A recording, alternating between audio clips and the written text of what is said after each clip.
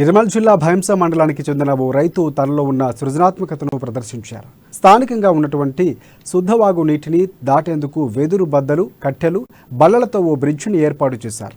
భైంస మండలం కత్గాం గ్రామానికి చెందిన రైతులు గ్రామంలో ఉన్న శుద్ధవాగు దాటి పంట పొలాలకు వెళ్లాలి. ఇదే క్రమంలో వాగు దాటేందుకు ఇబ్బందులు తలెత్తాయి. దీంతో నిత్యం నీరు ఉండే వాగుపై పరిష్కార మార్గం పంట పొలాలకు వెళ్లే విధంగా గ్రామానికి చెందిన దేగ్లూరు నాగేష్ తన సొంత ఖర్చులతో రైతులకు ఓ బ్రిడ్జిని ఏర్పాటు చేశారు. అది చూసిన రైతులు నాగేష్ కృషిని అభినందిస్తున్నారు.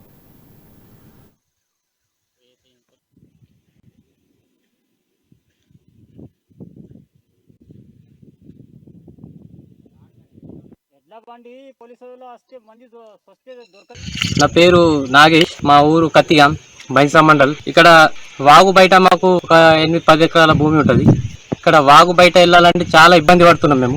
వాగు అక్కడ బయట రావాలంటే భైంసా నుంచి ఒక 5-6 కిలోమీటర్ నడిచి రావాల్సి వస్తున్నది. ఎన్నో ఇబ్బందులు ఎదుర్కొంటున్నాం మేము.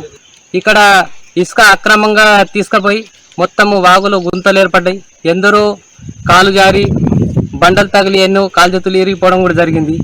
మళ్ళీ ఇంతకుముందు నేను కూడా 20,000 ఫోన్ కూడా అట్లా వాటర్లో పడిపోవడం జరిగింది. చాలా ఇబ్బందులు జరుగుతున్నాయి. ఇంతకుముందు పోయిన సంవత్సరం షేక్ బాబు అని పిల్లాడు ఇక్కడ చనిపోవడం జరిగింది వాటర్లో. ఇట్లాని చాలా ఇబ్బందులు ఎదుర్కొంటున్నాం.